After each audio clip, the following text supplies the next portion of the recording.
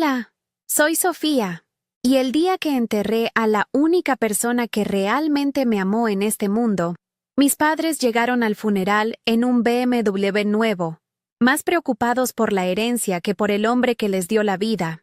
A veces, la codicia grita mucho más fuerte que el dolor. ¿Alguna vez te has sentido invisible para tu propia familia en el momento en que más los necesitabas? Antes de que te cuente cómo su fría ambición se estrelló contra la última voluntad de mi abuelo en esa lujosa oficina de abogados, déjame un comentario diciéndome desde dónde me estás viendo y suscríbete al canal. Créeme, no querrás perderte lo que pasó cuando el abogado leyó la cláusula que lo cambió todo.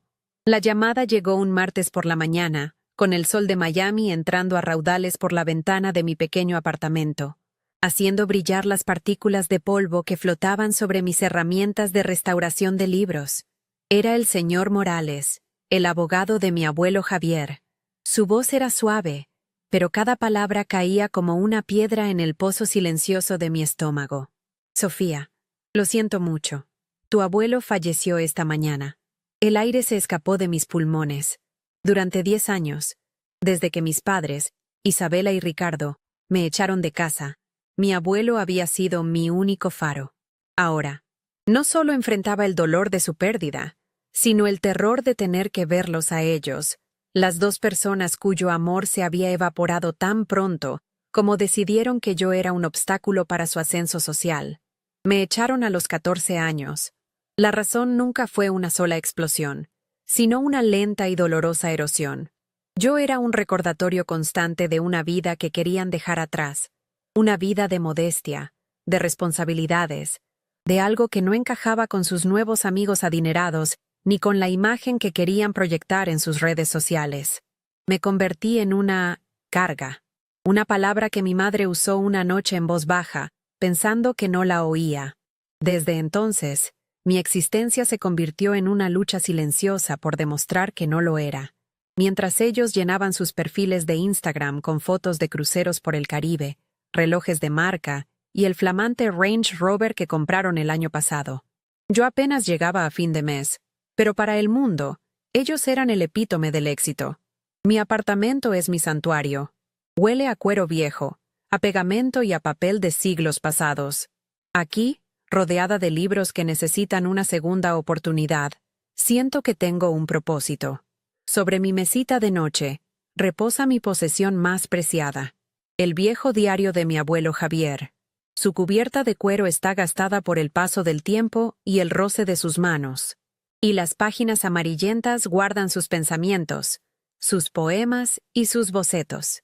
Me lo regaló el día que me fui de casa, diciéndome: aquí está la prueba de que el amor verdadero no se desgasta, solo se vuelve más valioso. Era mi única conexión tangible con el amor incondicional. Un contraste brutal con el vacío materialista que mis padres habían elegido como su nuevo evangelio. Cierro los ojos y puedo sentir el recuerdo de una tarde en su taller. El sol filtrándose por la ventana mientras me enseñaba a coser las páginas de un libro antiguo. Su voz era grave y tranquila. El verdadero valor nunca está en la cubierta, Sophie, me dijo, pasando su pulgar por el lomo dorado de un volumen. No importa si es de oro o de cuero gastado. Lo que importa son las historias que guarda dentro, la verdad que sobrevive al tiempo. Esa lección se grabó en mi alma. Él me enseñó a ver más allá de las apariencias, a valorar la esencia. Una lección que mis padres, Isabela y Ricardo, habían olvidado deliberadamente, deslumbrados por el brillo de una vida superficial que no dejaba espacio para nada que no pudiera fotografiarse y publicarse. Prepararme para el funeral fue una tortura. Abrí mi closet, y lo único que encontré fue un sencillo vestido negro que había comprado en una tienda de segunda mano. Mientras me lo ponía, no podía dejar de imaginar a mi madre, Isabela, con un traje de diseñador, juzgando mi apariencia con esa mirada fría y crítica que también conocía. El nudo en mi garganta no era solo por el luto, era por la anticipación de la humillación. Sabía que me ignorarían, que actuarían como si yo fuera una extraña, una invitada incómoda en la despedida de su propio padre. La idea de enfrentarme a su indiferencia en el día más triste de mi vida me hacía temblar. llenándome de una rabia sorda y una profunda impotencia. Tomé un Uber hacia el cementerio. El sol de Florida se sentía agresivo, demasiado brillante para un día tan oscuro. Apreté con fuerza el diario de mi abuelo dentro del bolsillo de mi abrigo. Mis nudillos estaban blancos. Ese pequeño libro era mi armadura, el único escudo que tenía contra el desprecio que estaba a punto de enfrentar. Cada semáforo en rojo aumentaba mi ansiedad. Miraba por la ventana los lujosos edificios de Brickell, el distrito financiero, y pensaba en lo irónico que era. Mis padres vivían en ese mundo de cristal y acero, un mundo que los había alejado de todo lo que realmente importaba, de todo lo que mi abuelo representaba y que yo tanto amaba. Al llegar, lo primero que vi fue el auto. Un reluciente BMW negro, estacionado con una arrogancia que gritaba: «Aquí estamos». Estaban de pie junto a la entrada de la capilla, no abrazándose ni consolándose, sino hablando animadamente con unos conocidos. Mi madre, Isabela, llevaba un vestido negro que seguramente costaba más que mi alquiler de 3 meses. Y mi padre, Ricardo, lucía un reloj de oro que destellaba bajo el sol. No había ni rastro de dolor en sus rostros, solo una especie de impaciencia social, como si estuvieran en un evento de negocios en lugar del funeral del hombre que les dio todo. La escena era tan grotesca, tan fuera de lugar, que por un momento sentí náuseas. Caminé hacia ellos, con el corazón martillándome contra las costillas. Cada paso se sentía pesado, como si avanzara a través de un lodo espeso. Cuando estaba a solo unos metros, sus miradas se cruzaron con la mía. Por una fracción de segundo, vi un destello de fastidio en los ojos de mi madre antes de que su rostro se volviera una máscara de educada indiferencia. No dijeron mi nombre. No hubo un gesto de saludo, ni siquiera una inclinación de cabeza. Simplemente se giraron ligeramente, dándome la espalda para continuar su conversación, dejándome parada sola en medio del camino. En ese instante, en el funeral de mi único aliado, volví a ser invisible. La humillación fue tan afilada y fría como el filo de un cuchillo. Me quedé allí, petrificada, sintiendo cómo el calor del sol de Florida se convertía en un frío glacial que me recorría la espalda. El aire se sentía denso, pesado, y cada murmullo de los otros asistentes al funeral sonaba lejano, como si estuviera bajo el agua. Ser invisible no era nuevo para mí, pero que lo hicieran con tanta naturalidad, con tanto desdén, en el funeral del hombre que me había enseñado lo que era el amor, abrió una herida que pensé que ya había cicatrizado. No era solo dolor lo que sentía, sino una rabia helada que se asentaba en el fondo de mi pecho. Apreté la mano dentro del bolsillo de mi abrigo, mis dedos rozando la cubierta de cuero gastado del diario de mi abuelo. Era mi ancla, el único recordatorio de que mi valor no dependía de su aprobación. Entré en la pequeña capilla detrás de ellos, manteniendo una distancia prudente. Se sentaron en la primera fila, como si fueran los protagonistas de una obra de teatro, aceptando las condolencias con sonrisas ensayadas y rostros compungidos que no engañaban a nadie, o al menos, no a mí. Yo elegí un asiento al fondo, en la esquina, donde nadie pudiera verme. Desde allí, los observé. Vi a mi padre, Ricardo, mirar su reloj de oro en 2 ocasiones distintas durante el breve servicio. Vi a mi madre, Isabela, susurrarle algo al oído y luego pasarle un pañuelo de seda, un gesto perfectamente coreografiado para los espectadores. No derramó ni una sola lágrima. Su dolor era un accesorio más, como el collar de perlas que adornaba su cuello. Mientras el sacerdote hablaba de la bondad y la generosidad de mi abuelo Javier, un nudo se formó en mi garganta. Cada palabra era un eco de la verdad que yo conocía, del hombre que pasaba horas en su taller enseñándome a reparar libros, contándome historias de su juventud y escuchando mis problemas con una paciencia infinita. Él era mi refugio. Miré a mis padres y vi a 2 extraños. Su conexión con él parecía haberse borrado, reemplazada por una impaciencia apenas disimulada. Estaban allí físicamente, ocupando el espacio que les correspondía por derecho de sangre, pero sus mentes y sus corazones estaban a kilómetros de distancia, probablemente en algún centro comercial, o en la planificación de su próximo viaje de lujo. La hipocresía era tan palpable que me costaba respirar. Después del servicio, mientras la gente salía y se congregaba en los jardines del cementerio, una prima lejana de mi madre, a quien no veía desde que era una niña, se acercó a mí con una expresión genuina de tristeza. «Sofía, querida, cuánto lo siento. Tu abuelo te adoraba», dijo, y sus palabras fueron como un bálsamo. Pero, antes de que pudiera responder, mi madre apareció a su lado como una sombra.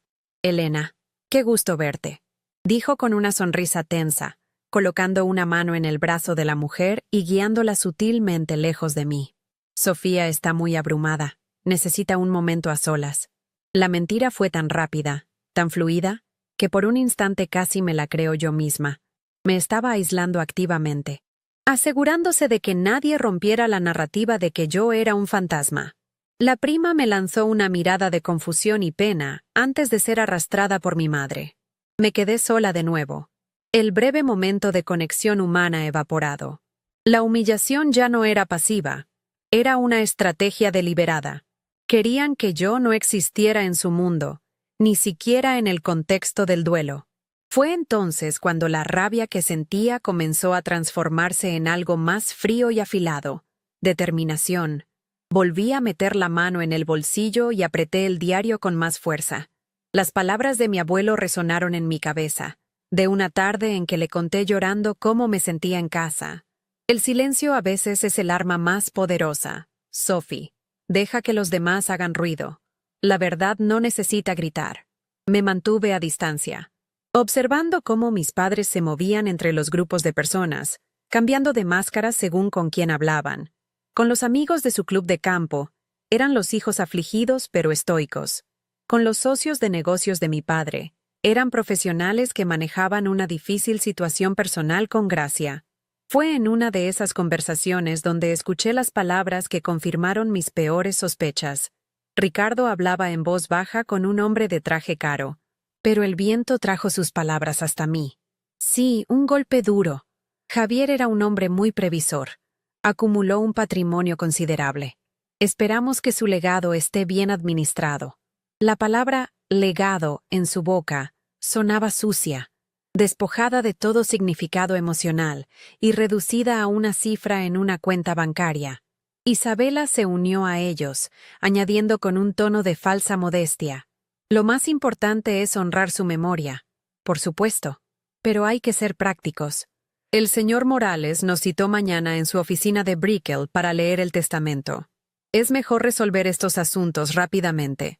La forma en que lo dijo, como si estuvieran discutiendo la logística de una fusión empresarial, en lugar de la última voluntad de su padre, me revolvió el estómago. Su codicia ya no era un susurro, era un grito. Estaban contando los minutos para poner sus manos sobre el dinero, usando el funeral como una incómoda pero necesaria antesala para el verdadero evento principal: la repartición de los bienes. El BMW negro aparcado a la entrada no era solo un coche, era un símbolo de lo que realmente les importaba. Fue entonces cuando mi padre me vio.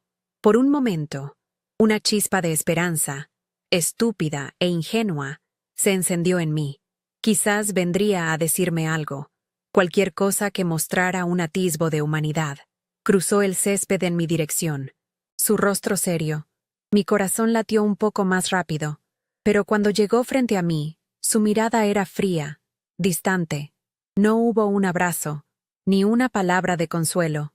«Sofía», dijo, su voz plana y sin emoción, «el señor Morales nos ha informado de que tu presencia también es requerida mañana en la lectura del testamento. La cita es a las 10 en punto en su despacho. No llegues tarde». Se dio la vuelta sin esperar una respuesta y regresó con su grupo. Me quedé allí, sintiendo el peso de sus palabras. No me había llamado para compartir un momento de duelo como padre e hija. Me había llamado para darme una orden, para informarme de una obligación legal. Yo no era su hija en ese momento. Era un requisito burocrático, una pieza necesaria en el tablero de su juego de herencia. La palabra que mi madre había susurrado años atrás volvió a mi mente con una claridad brutal: carga. Incluso en la muerte de la única persona que me amó, Seguía siendo eso para ellos. Una complicación. Un detalle molesto en su camino hacia la riqueza. El dolor se mezcló con una extraña sensación de liberación. La última pizca de esperanza de una reconciliación se había extinguido para siempre. Justo cuando sentía que el peso de todo aquello me aplastaría, mis ojos se encontraron con los del señor Morales, el abogado de mi abuelo, que estaba de pie cerca de la salida, observando la escena. Era un hombre mayor, de cabello plateado y ojos amables, que conocía a nuestra familia desde antes de que yo naciera. No me sonrió, pero en su mirada vi algo que no había visto en los ojos de mis padres en una década. Reconocimiento. Me vio a mí, a Sofía, no a un problema o a una extraña. Hizo un leve, casi imperceptible, gesto de asentimiento con la cabeza. No fue un gesto de lástima, sino de complicidad, de entendimiento. Fue un pequeño faro en medio de la oscuridad, una señal de que quizás no estaba tan sola como creía. Mis padres, ajenos a todo, se despidieron de sus conocidos y caminaron hacia su BMW. El motor arrancó con un rugido suave y potente, y se alejaron por el camino de grava sin siquiera mirar por el espejo retrovisor. Los vi desaparecer, llevándose consigo su mundo de apariencias y ambiciones. Me quedé sola en el silencio del cementerio, con el sol de la tarde proyectando largas sombras sobre las lápidas. El aire olía a tierra y a flores. Mañana me enfrentaría a ellos de nuevo, en su territorio, en una de esas torres de cristal de Brickell que tanto adoraban. Pero algo había cambiado dentro de mí. Ya no sentía miedo, solo una calma gélida. Iba a ir a esa reunión, y por primera vez en mi vida, no iba a sentirme pequeña. Iba a escuchar, en silencio, la última historia que mi abuelo tenía para contar. A la mañana siguiente, el sol se filtraba por las persianas de mi apartamento con la misma indiferencia del día anterior. Me vestí con el mismo vestido negro, mi única opción formal, pero algo dentro de mí había cambiado. El temblor en mis manos había sido reemplazado por una quietud helada. No era valentía, sino una especie de resignación decidida. Antes de salir, tomé el diario de mi abuelo de la mesita de noche. No lo abrí. Simplemente sentí el cuero gastado bajo mis dedos. Su textura familiar era un ancla en el mar de incertidumbre que me esperaba. Hoy no iba a ser la víctima. Hoy iba a ser la guardiana de su memoria, la portadora silenciosa de la verdad que él y yo compartíamos. El mundo de mis padres, con sus fachadas de cristal y sus corazones de piedra, no iba a quebrarme. No hoy. El viaje en Uber hacia Brickell fue como atravesar una frontera hacia otro país. Dejé atrás las calles modestas y familiares de mi barrio para adentrarme en un cañón de rascacielos imponentes que parecían arañar el cielo. Cada edificio era un monumento al poder y al dinero, un lenguaje que mis padres hablaban con fluidez y que para mí era completamente ajeno. Me sentía como una extraña en una tierra extranjera, pero por primera vez no me sentía intimidada. Observaba las fachadas de vidrio reflejando un sol brillante y pensaba en las lecciones de mi abuelo sobre las cubiertas de los libros. Él me había enseñado que el verdadero valor no reside en el brillo exterior, sino en la solidez de lo que se guarda dentro. Aferrada a esa idea, sentí que, a mi manera, yo también estaba blindada. El vestíbulo del edificio era tan opulento como esperaba. Suelos de mármol que reflejaban las luces como un espejo, obras de arte abstracto en las paredes y un silencio casi reverencial, roto solo por el suave murmullo de gente con trajes caros. Era el templo en el que mis padres rendían culto a su dios, el estatus. Mientras subía en el ascensor de paredes de cristal, viendo la ciudad de Miami extenderse a mis pies, sentí una extraña mezcla de vértigo y claridad. Este mundo, que una vez me pareció tan inalcanzable y deseable a través de los ojos de mi madre, ahora me resultaba frío, vacío y desprovisto de cualquier cosa que yo considerara valiosa. El aroma a cuero viejo y papel de mi pequeño taller era 1000 veces más reconfortante que el aire estéril y perfumado de aquel lugar. La oficina del señor Morales estaba en el piso 40, con una vista panorámica de la bahía de Biscayne que te dejaba sin aliento.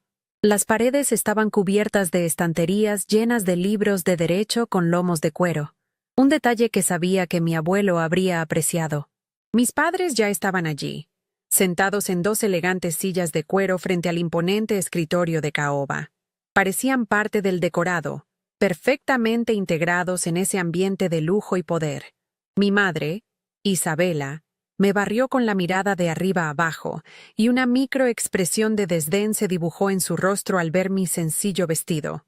Mi padre, Ricardo, ni siquiera levantó la vista de su teléfono. El aire en la habitación era denso, cargado de una tensión tan palpable que casi se podía cortar con un cuchillo. Sofía, bienvenida. Me alegro de que hayas podido venir. La voz del señor Morales rompió el silencio gélido. Se levantó de su silla y me recibió con una calidez que me desarmó por completo. Me ofreció la mano, y su apretón fue firme y reconfortante. ¿Te gustaría un café? ¿Agua? El simple gesto de amabilidad, tan ausente en la actitud de mis padres, fue como un salvavidas. Vi cómo Isabela y Ricardo intercambiaban una mirada de fastidio. Mi presencia era una molestia, y la cortesía del abogado hacia mí, una pérdida de tiempo. Javier siempre hablaba maravillas de tu lealtad, Sofía, añadió el señor Morales en voz baja, solo para que yo lo oyera. Estaría muy orgulloso de verte hoy aquí. Esas palabras fueron mi verdadera armadura. Isabela, incapaz de soportar un segundo más de lo que ella consideraba formalidades innecesarias, interrumpió con un tono afilado. Señor Morales, si no le importa, ¿podríamos proceder? Ricardo y yo tenemos un almuerzo de negocios muy importante al mediodía y no quisiéramos llegar tarde. Su voz destilaba impaciencia, como si la lectura del testamento de su propio padre fuera un trámite burocrático que se interponía en su ajetreada agenda social. No hubo ni una pizca de emoción, ni un atisbo de duelo, solo la fría y calculadora eficiencia de alguien que va a cerrar un trato. La crudeza de sus palabras me golpeó, pero ya no me dolió. Simplemente confirmó, una vez más, la inmensa distancia que nos separaba. El señor Morales se ajustó las gafas y la miró con una expresión serena pero inquebrantable. Su calma era un contrapunto perfecto a la ansiedad mal disimulada de mi madre. Por supuesto, Isabela, respondió con una voz pausada que parecía amplificar la tensión en la sala. Sin embargo, los últimos deseos de un hombre de la talla de Javier merecen ser tratados con el debido respeto y sin prisas. Abrió lentamente una carpeta de cuero sobre su escritorio, y cada uno de sus movimientos parecía deliberado, casi ceremonial. Sentí que estaba tomando el control de la situación, marcando un ritmo que obligaba a mis padres a salir de su mundo de urgencia y superficialidad para enfrentarse, por fin, a la verdadera voluntad del hombre al que decían llorar. Mientras el abogado comenzaba a leer el preámbulo legal del documento, mi mente voló a una tarde de lluvia en el taller de mi abuelo. Yo estaba preocupada por una discusión que había tenido con mis padres, y él, mientras me mostraba cómo reforzar el lomo de un viejo libro, me habló del señor Morales.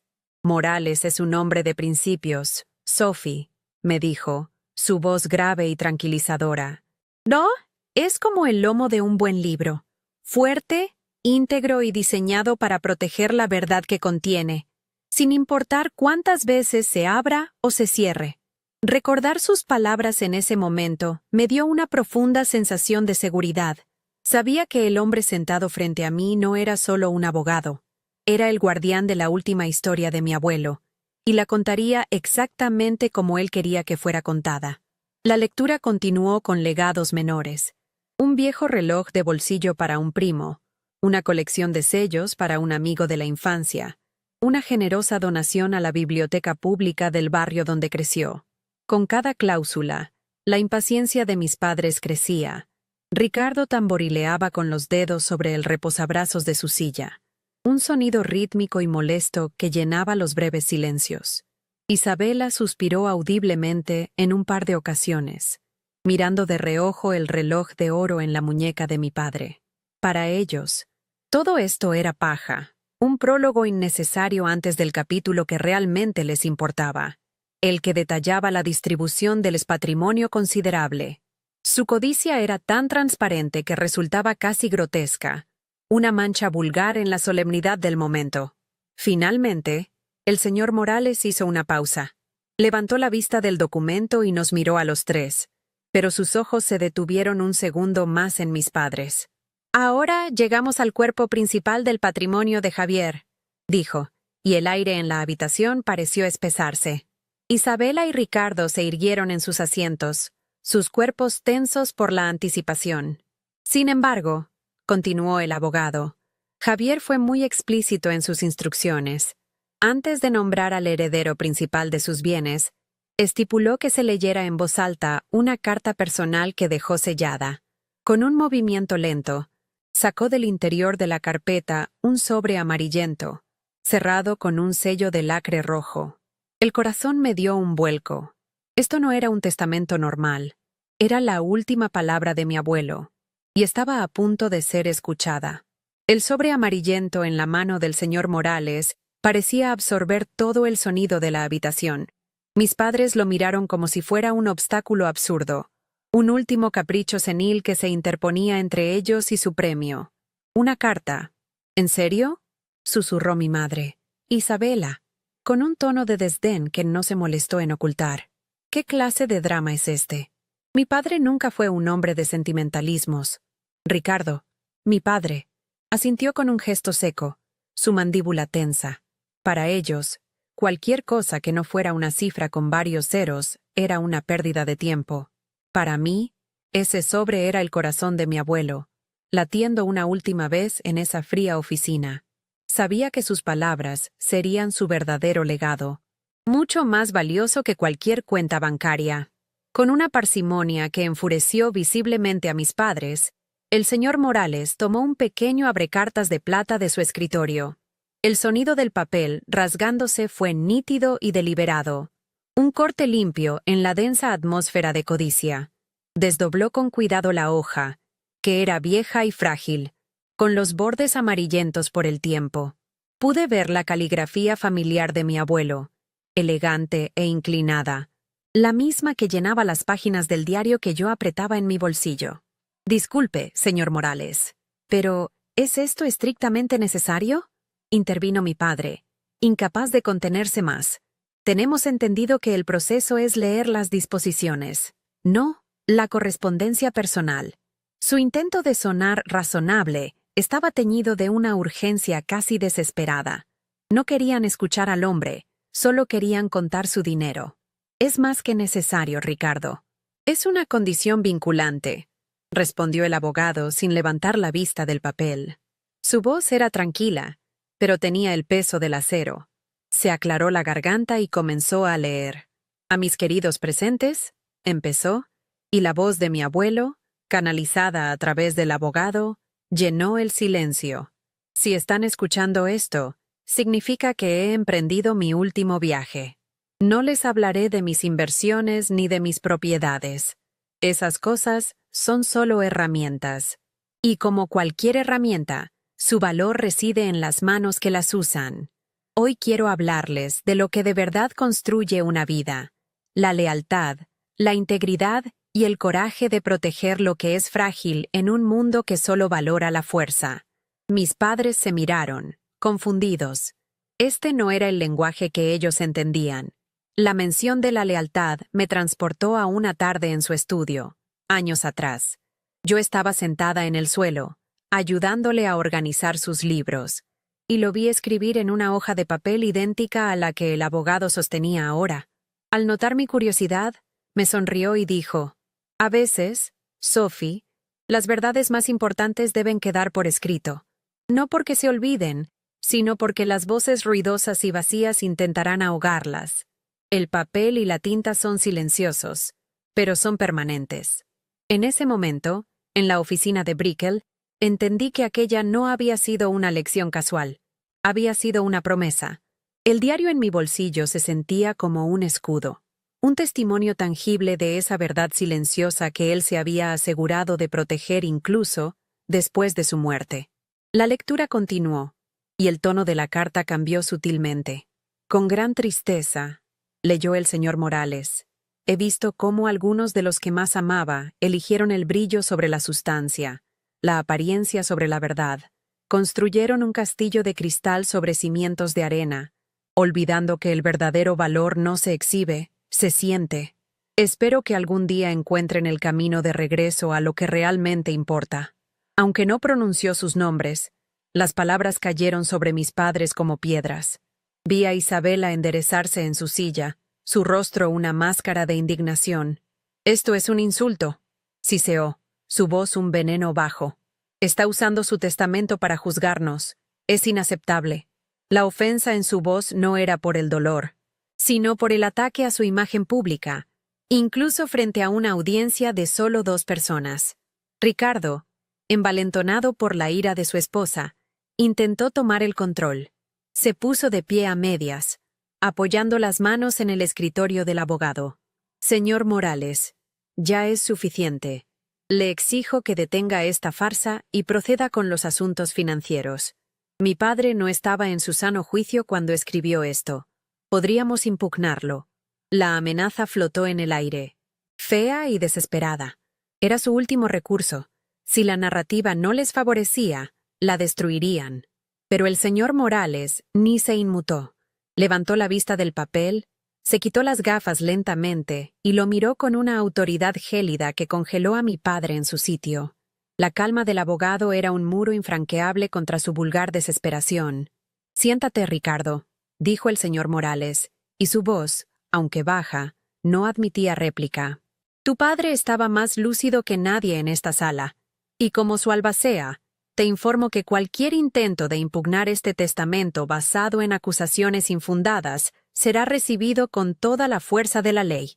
Estas fueron sus últimas y más claras instrucciones. Volvió a ponerse las gafas y continuó leyendo como si nada hubiera pasado, dejando a mi padre humillado y sin palabras.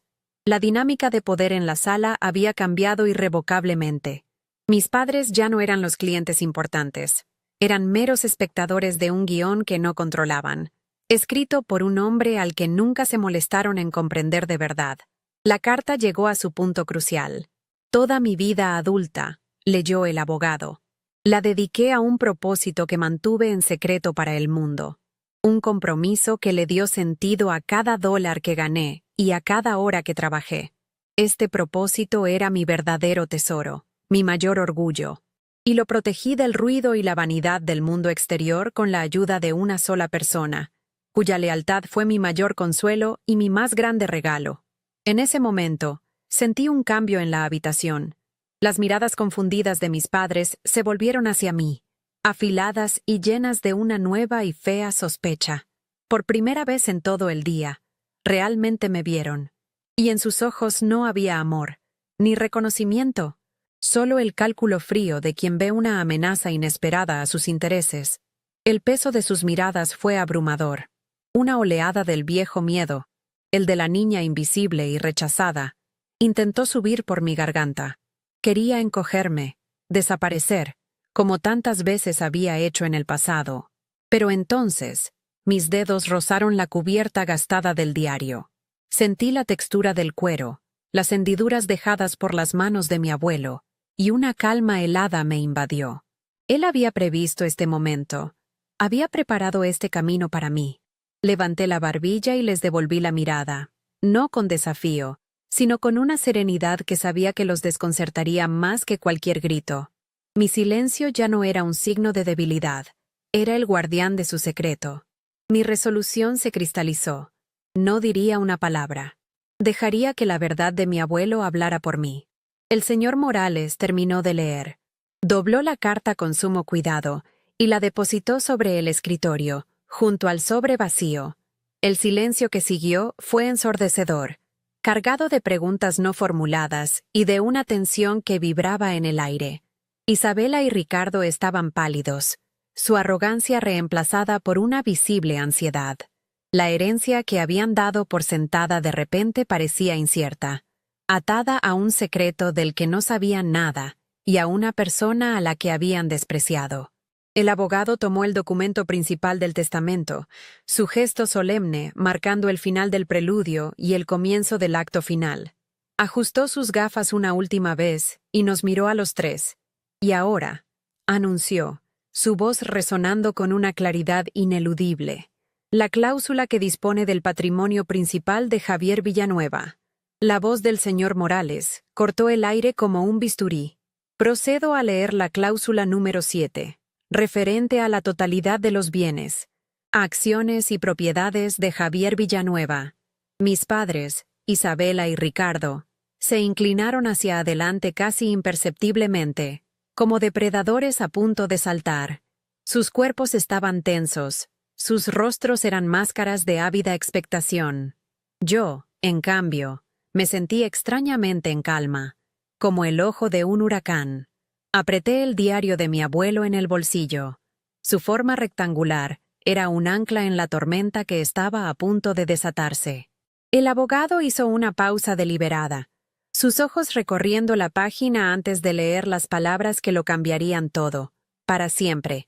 Yo, Javier Villanueva, en pleno uso de mis facultades mentales y libre de toda coacción, leyó con una voz clara y firme.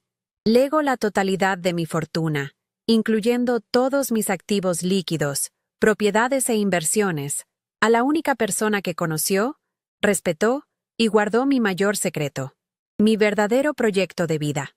Un silencio denso y pesado cayó sobre la oficina. Las palabras flotaron en el aire, incomprensibles para mis padres. Vi cómo se miraban el uno al otro, una arruga de confusión en sus frentes. ¿Un secreto?, susurró Isabela, su voz apenas audible. Pero, esos somos nosotros, su familia. ¿A quién más podría referirse? Ricardo asintió, tratando de forzar una sonrisa de confianza que no llegó a sus ojos. Es solo una forma poética de decirlo. Obviamente, se refiere a sus hijos. Pero el señor Morales no les dirigió la palabra.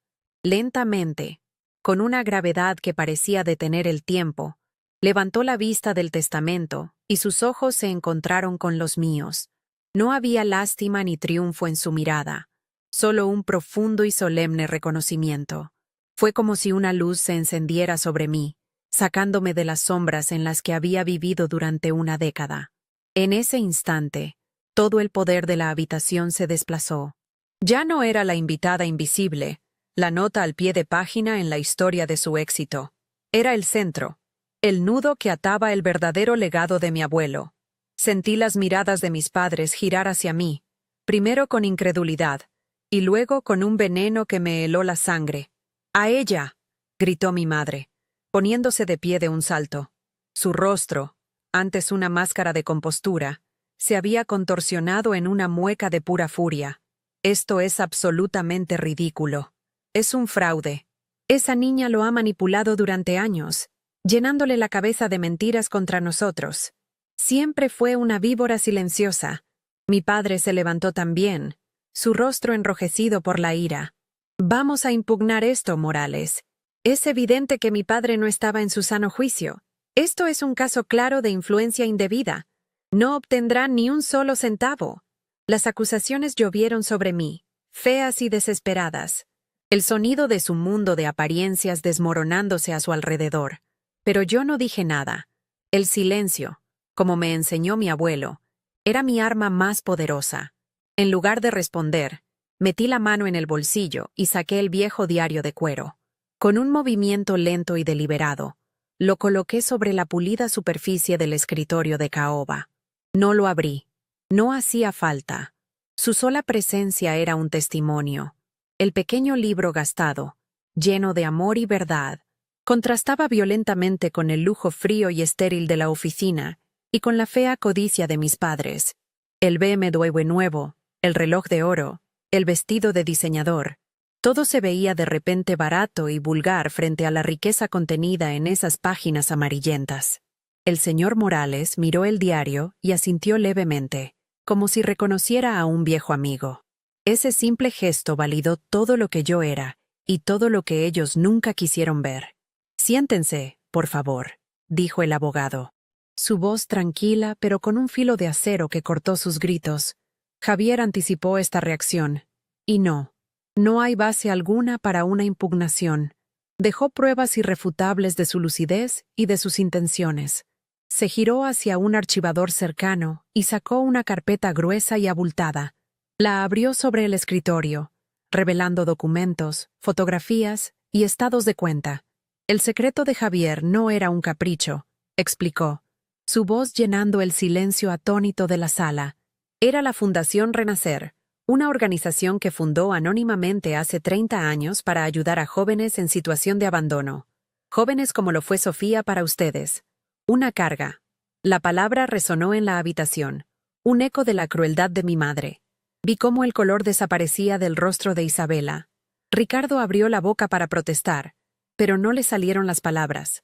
El señor Morales continuó, implacable. Javier dedicó la mayor parte de su vida y de su fortuna a esta causa. El patrimonio considerable del que hablaban no era para comprar más autos de lujo o relojes caros. Era el motor que mantenía viva la esperanza para cientos de chicos que no tenían a nadie. Pasó las páginas de la carpeta, mostrando fotos de centros de acogida, de talleres educativos, de rostros sonrientes de adolescentes que habían encontrado una segunda oportunidad. Era un universo entero del que mis padres no sabían nada, un legado de compasión que su egoísmo les había impedido ver. Y Sofía, continuó el abogado, mirándome con un respeto que me hizo sentir un nudo en la garganta, no solo guardó su secreto, fue su cómplice. Durante los últimos 5 años, ha sido voluntaria, mentora y el alma de la fundación. Gestionaba la comunicación, organizaba eventos y, lo más importante, era el puente entre Javier y los jóvenes. Porque ella entendía su dolor. Ella no lo manipuló. Ella lo honró. Ella fue la única que vio al hombre, no a la cuenta bancaria. Cada palabra era una vindicación, una pieza de mi identidad que había sido negada y que ahora era expuesta a la luz con una claridad innegable. La carga se había convertido en la guardiana. La niña invisible era la heredera de un propósito. Mis padres se desplomaron en sus sillas, derrotados. La rabia había sido reemplazada por un vacío aturdido. No era solo la pérdida del dinero, era la humillación de su propia insignificancia. Se dieron cuenta de que habían sido meros espectadores en la vida de su propio padre, tan deslumbrados por el brillo de su riqueza, que nunca vieron la luz de su corazón. Habían llorado por un testamento, no por un hombre. Y ahora, la verdad de ese hombre los había dejado desnudos, exponiendo su alma vacía y superficial ante la única persona a la que habían intentado borrar de sus vidas. El silencio en la oficina ya no era tenso, era el silencio de una tumba. Los miré, por última vez, sin odio, ni siquiera con pena, solo con la distancia con la que se mira a dos extraños. El dolor de su rechazo, que me había acompañado durante una década, se había disuelto. Ya no necesitaba su aprobación, ni su amor, ni siquiera su reconocimiento. Mi abuelo me lo había dado todo. Me había dado un propósito. Me volví hacia el señor Morales, dejando a mis padres atrás, como dos estatuas de sal en su propio desierto de codicia. El pasado, por fin, estaba cerrado. Con la voz firme, una voz que no sabía que tenía, hice la primera pregunta de mi nueva vida. No fue sobre el dinero, ni sobre las propiedades, ni sobre nada que mis padres pudieran entender. Fue una pregunta que mi abuelo habría querido que hiciera. «Señor Morales», dije, sintiendo el peso de una hermosa responsabilidad posarse sobre mis hombros. «¿Cuál es el siguiente paso para la fundación? Hay mucho trabajo por hacer». El señor Morales me miró, y por primera vez en toda la mañana, una sonrisa genuina y cálida iluminó su rostro. Era una sonrisa de alivio, de misión cumplida. «El siguiente paso, Sofía», dijo, cerrando la gruesa carpeta de la fundación y deslizándola suavemente sobre la superficie de caoba hacia mí. «Y lo decides tú. Javier te dejó no solo los recursos, sino la total autonomía. Confió en tu juicio por encima del de cualquier otro. Mis padres permanecían petrificados en sus sillas, dos figuras de cera cuya arrogancia se había derretido bajo el calor abrasador de la verdad. Sus rostros estaban vacíos, desprovistos de la ira que los había consumido momentos antes, dejando solo una desolación hueca. La batalla había terminado sin que yo hubiera pronunciado una sola palabra de combate. Me levanté, mis movimientos lentos y deliberados. Tomé la carpeta, Su peso en mis manos se sentía real, sustancial. Era el peso de la confianza, de las vidas que mi abuelo había tocado y de las que yo tocaría ahora. No les dirigí ni una sola mirada a Isabela y Ricardo. No había nada que decir. Nuestro vínculo no se había roto en ese momento. La revelación del testamento simplemente había iluminado el abismo que nos había separado durante una década. Ellos no eran mis padres. Eran los fantasmas de una vida que ya no me pertenecía. Caminé hacia la puerta, y el único sonido en la habitación era el suave roce de mi vestido barato y el latido firme de mi propio corazón. Al cerrar la puerta detrás de mí, no sentí ni triunfo ni rencor, solo una profunda y abrumadora paz. Mientras esperaba el ascensor en el silencioso pasillo de mármol, no pude evitar imaginar la escena que dejaba atrás, la explosión de furia que seguramente seguiría a mi partida, las acusaciones mutuas, la desesperación al darse cuenta de que su mundo de apariencias se había derrumbado. Quizás intentarían gritar, amenazar al señor Morales, pero sabía que sería inútil. Mi abuelo y su abogado habían blindado su última voluntad. El BMW negro que los esperaba abajo ya no era un símbolo de estatus, sino el carruaje que los llevaría de vuelta a su vida vacía, una vida que ahora se sentía mucho más pobre de lo que había sido la mañana anterior. El ascensor llegó. Sus puertas de acero se abrieron como el telón final de una obra, y descendí de su mundo para siempre. De vuelta en mi apartamento, el olor a cuero viejo y papel me recibió como un abrazo. Todo parecía igual, pero todo había cambiado. Coloqué la carpeta de la fundación sobre mi mesa de trabajo, junto a las herramientas que usaba para dar nueva vida a libros olvidados. La abrí con manos temblorosas. Dentro no había solo informes financieros y escrituras de propiedades. Había cientos de fotografías, cartas de agradecimiento escritas a mano por adolescentes, informes de progreso de jóvenes que ahora eran médicos, maestros, artistas. Vi el rostro de mi abuelo en una foto, sonriendo en la inauguración de un pequeño centro comunitario, deliberadamente en un segundo plano para no ser el centro de atención. Lloré, no de tristeza, sino de un amor y una gratitud tan inmensos que sentí que el pecho se me partía. Unas semanas después, mi vida había encontrado un nuevo ritmo. Vendí mi pequeño apartamento y me mudé a la vieja casa de mi abuelo, no por su valor monetario, sino porque cada rincón respiraba su esencia. Su taller se convirtió en mi oficina, el lugar desde donde empecé a tejer los hilos de su legado.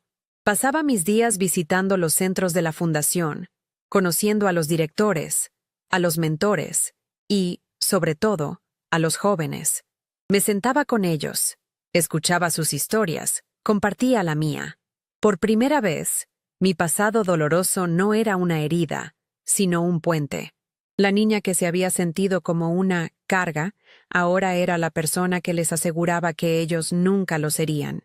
En sus ojos, vi el reflejo de mi propio valor recuperado. Mis padres intentaron contactarme una sola vez. Fue un mensaje de voz de mi padre, Ricardo, una semana después de la lectura del testamento. Su voz sonaba extraña, una mezcla forzada de autoridad paternal y súplica mal disimulada. No hubo disculpas.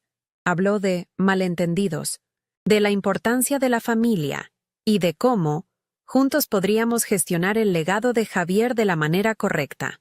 Era una última y patética jugada, un intento de apelar a un vínculo que ellos mismos habían pulverizado. Escuché el mensaje hasta el final, sin sentir ni una pizca de la vieja necesidad de su aprobación. Luego, con un simple toque en la pantalla de mi teléfono, lo borré. Fue mi verdadero y último adiós. Su silencio después de eso fue absoluto. Las actualizaciones en sus redes sociales cesaron. Las fotos de cruceros y relojes caros fueron reemplazadas por un vacío digital. Meses más tarde, me enteré a través de esa misma prima lejana que me había hablado en el funeral, que habían vendido el Range Rover y el BMW. Se mudaron de su lujoso condominio en Brickell a un suburbio anónimo. Su red de amigos adinerados, construida sobre la frágil base de una riqueza que ya no poseían, se evaporó. Su caída no fue un castigo que yo les impuse, sino la consecuencia natural de haber construido una vida sobre cimientos de arena. Su vergüenza era un asunto privado, y yo ya no formaba parte de su audiencia. Isabela y Ricardo terminaron exactamente como vivieron, aislados en un mundo de apariencias que ya no podían mantener. Su estatus, que era su única identidad, se desvaneció, dejándolos solos el uno con el otro, dos extraños unidos por la codicia y el fracaso. El señor Morales se mantuvo como un consejero leal y una figura paterna para mí, guiándome a través de las complejidades legales de la fundación, con la misma integridad con la que había protegido la voluntad de mi abuelo. Se convirtió en un verdadero amigo, un vínculo viviente con el hombre que nos había unido a ambos. Hoy, mientras escribo esto desde el viejo escritorio de mi abuelo, el sol de la tarde se filtra por la ventana de su taller. Sobre una esquina del escritorio descansa su diario, abierto en una página con un boceto de un árbol, cuyas raíces son más grandes que sus ramas. A su lado, yace el informe anual de la Fundación Renacer, lleno de historias de crecimiento y esperanza. Ya no me siento invisible. He encontrado mi lugar, no en un mundo de brillo y fachadas, sino en uno de propósito y verdad. El legado de mi abuelo no fue el dinero que dejó, sino la lección que me enseñó, que el verdadero valor de una persona se mide por el amor que protege y el bien que construye en silencio. Y continuar esa obra es mi mayor herencia. A través de todo este viaje, he aprendido que el dolor más profundo no viene de ser invisible para el mundo, sino de serlo para las personas que debían ser tu espejo. Durante años, busqué mi reflejo en los ojos de mis padres y solo encontré un vacío, una ausencia que me convenció de que yo era el problema, la pieza que no encajaba. Creí que su amor era el premio y que yo no era digna de ganarlo. Pero mi abuelo me enseñó la lección más importante. No necesitas la aprobación de todos, solo necesitas la lealtad de quienes realmente ven tu alma. El verdadero valor no se mide por la atención que recibes, sino por la integridad que mantienes en silencio, cuando nadie está mirando. Es un tesoro que ninguna herencia puede comprar y ninguna humillación puede arrebatar. Muchos de nosotros cargamos con etiquetas que nuestra propia familia nos ha puesto. La carga, el soñador, el problemático, el diferente. Nos las cuelgan en el cuello cuando somos demasiado jóvenes para defendernos, y pasamos años, a veces toda una vida, tratando de arrancárnoslas o, peor aún, creyendo que las merecemos. Mi historia no es solo sobre una herencia o una traición, es sobre el poder de redefinir quién eres, lejos de las voces que intentaron construirte a su imagen y semejanza. Se trata de entender que el rechazo de alguien no disminuye tu valor, simplemente revela su incapacidad para verlo. Tu historia no la escriben quienes te abandonaron, sino la persona en la que te conviertes a pesar de su ausencia. Eres el autor final de tu propio libro. Durante una década, observé el mundo de mis padres a través de una ventana de cristal.